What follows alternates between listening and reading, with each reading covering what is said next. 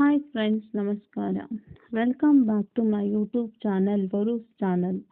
Friends, ನಾವಿವತ್ತು ಒಂದು powerful ಜಾಗಕ್ಕೆ ಹೋಗ್ತಾ ಇದ್ದೀವಿ. ಬೆಳಗ್ಗೆನೇ ಎದ್ದು ಮನೆಯಲ್ಲಿ ಪೂಜೆ ಎಲ್ಲ ಮಾಡಿ ದಾರಿಲಿ ನೆಲಮಂಗಲ ಮಾರ್ಕೆಟ್ನಲ್ಲಿ ಪೂಜೆಗೆ ಬೇಕಾಗಿರೋ ಪೂಜಾ ಸಾಮಾನು ಮಡ್ಲಕ್ಕಿ ಎಲ್ಲ ತಗೊಂಡು ಕುಣಿಗಲ್ ರೂಟ್ನಲ್ಲಿ ಬೆಳ್ಳೂರು ಕ್ರಾಸ್ಗೆ ಹೋಗಿ ಅಲ್ಲಿಂದ ಬೈರಸಂದ್ರದಲ್ಲಿರೋ ಹದ್ದಿನಕಲ್ ಆಂಜನೇಯ ಸ್ವಾಮಿ ಬೆಟ್ಟಕ್ಕೆ ಬಂದ್ವಿ. ತುಂಬಾ ಪವರ್ಫುಲ್ ಆಗಿರೋ ದೇವಸ್ಥಾನ. ಇಲ್ಲೇ ತಿಂಡಿ ತಿಂದು ಎಂಟ್ರೆನ್ಸ್ನಲ್ಲಿ ರಾವಣರ ಮಗನಾದ ಇಂದ್ರಜಿತ್ ರವರಿಗೆ ಪೂಜೆ ಸಲ್ಲಿಸಿ ಹರಕೆ ಹೊತ್ತಂತಹ ಭಕ್ತರು ಇಲ್ಲಿ ಕುರಿ ಕೋಳಿ ಬಲಿ ಕೊಟ್ಟು ಅಲ್ಲೇ ಅಡುಗೆ ಮಾಡಿ ನೈವೇದ್ಯವಾಗಿ ಊಟ ಮಾಡ್ತಾರೆ.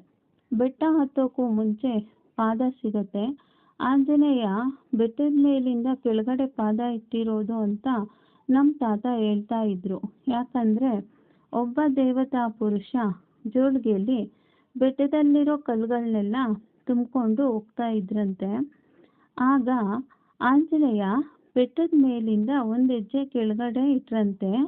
ಆಗ ಆ ದೇವತಾ ಪುರುಷ ಜೋಳಿಗೆ ಅಲ್ಲೇ ಬಿಟ್ಟು ಹೋದ್ರು ಅಂತ ನಮ್ಮ ತಾತ ನಾವು ಚಿಕ್ಕ ಹುಡುಗರಿದ್ದಾಗ ಹೇಳ್ತಾ ಇದ್ರು.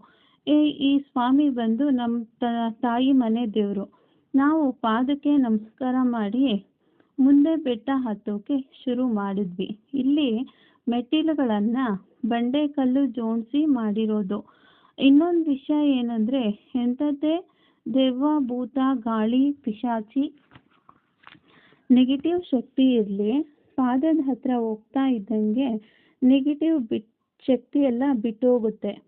ಬೆಟ್ಟ ಹತ್ತುತ್ತಾ ಕಲ್ಯಾಣಿ ಸಿಗುತ್ತೆ.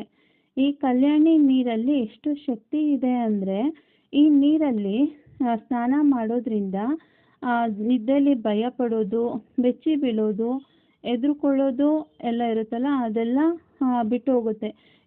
ಈ ನೀರಲ್ಲಿ ಸ್ನಾನ ಮಾಡೋದ್ರಿಂದ ಪಾಸಿಟಿವ್ ಎನರ್ಜಿ ಬರುತ್ತೆ. ಈ ಬೆಟ್ಟ ಸುಮಾರು 7ರಿಂದ 8 ಕಿಲೋಮೀಟ್ರ್ ಉದ್ದ ಇದೆ. ಬೆಟ್ಟದಲ್ಲಿರೋ ಆಂಜನೇಯ ಸ್ವಾಮಿ ಕಂಬದಲ್ಲೇ ಉದ್ಭವ ಆಗಿರೋ ಮೂರ್ತಿ. ಈ ಬೆಟ್ಟದಲ್ಲಿ ವಿಶೇಷತೆ ಏನಂದರೆ ವಾನರ ಸೈನ್ಯನೇ ಇದೆ. ಮತ್ತು ಈ ಬೆಟ್ಟದ ಮೇಲ್ಗಡೆ ಇದು ಕಲ್ಲು ಉಯ್ಯೋದು ಅಂತ ಹೇಳ್ತಾರೆ. ಕಲ್ಲು ಉಯ್ಯೋದು ಏನಪ್ಪ ಅಂದರೆ, ಯಾರಿಗಾದ್ರೂ ಗಾಳಿ ದೆವ್ವ ಹಿಡ್ಕೊಂಡಿರುತ್ತಲ್ಲ, ಅದು ಬಿಟ್ಟೋದ್ಮೇಲೆ ಮತ್ತೆ ಬರಬಾರ್ದು ಅಂದ್ಬಿಟ್ಟು ಬೆಟ್ಟದ ಮೇಲ್ಗಡೆ ಕಲ್ಲು ಉಯ್ತಾರೆ.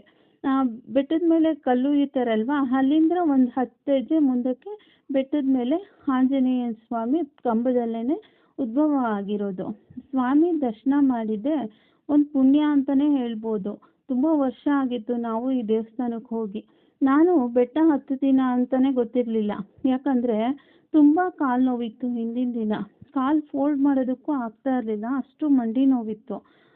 ನಾನು ಆಂಜನೇಯನ ಅಂದ್ಕೊಂಡೆ, ಆಂಜನೇಯ ನನಗೆ ತುಂಬ ಕಾಲು ನೋವಿದೆ, ಬೆಟ್ಟ ಹತ್ತುತ್ತೀನ, ಏನು ಮಾಡ್ತೀನೋ ಗೊತ್ತಿಲ್ಲಪ್ಪ, ನನಗೆ ತುಂಬಾ ಕಾಲು ನೋವಿದೆ, ನನಗೆ ಶಕ್ತಿ ಕೊಡ್ಬೇಕು ನೀನು ಬೆಟ್ಟ ಹತ್ತೋದಕ್ಕೆ ಅಂತ ಅಂದ್ಕೊಂಡೆ.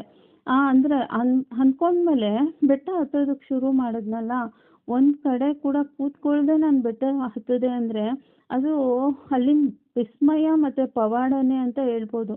ಯಾಕಂದರೆ ಎಂಥ ಮಂಡಿ ನೋವಿತ್ತು ಅಂತ ಅದು ನನಗೆ ಗೊತ್ತು. ಆಂಜನೇಯ ಇಲ್ಲಿ ತುಂಬ ಪವರ್ಫುಲ್ ಆಗಿದ್ದಾರೆ. ನಿಮ್ಗೆ ಯಾವುದೇ ಥರದ್ದು ನೆಗೆಟಿವ್ ಶಕ್ತಿ ಇದ್ರೂ, ಯಾರಿಗಾದ್ರೂ ಇದ್ರೂ ಅವ್ರಿಗೆ ಈ ದೇವಸ್ಥಾನಕ್ಕೆ ಒಂದ್ಸಲ ಹೋಗಿ ಬರೋದಕ್ಕೆ ಹೇಳಿ. ತುಂಬಾ ಚೆನ್ನಾಗಿದೆ ದೇವಸ್ಥಾನ. ಇಲ್ಲಿ ಮೇಲ್ಗಡೆ ವ್ಯೂ ಪಾಯಿಂಟ್ ಕೂಡ ತುಂಬಾ ಚೆನ್ನಾಗಿದೆ. ಮೇಲ್ಗಡೆ ನಿಂತ್ಕೊಂಡು ನೋಡ್ತಾ ಇದ್ರೆ ಸ್ವರ್ಗಕ್ಕೆ ಕಿಚ್ಚು ಹಚ್ಚೆಂದ ಸರ್ವಜ್ಞ ಅಂತ ಏನೋ ಹೇಳ್ತಾರೆ. ಅಷ್ಟು ಸುಂದರವಾಗಿದೆ. ಇಲ್ಲಿನ ಮೇಲ್ಗಡೆಯಿಂದ ನಾವು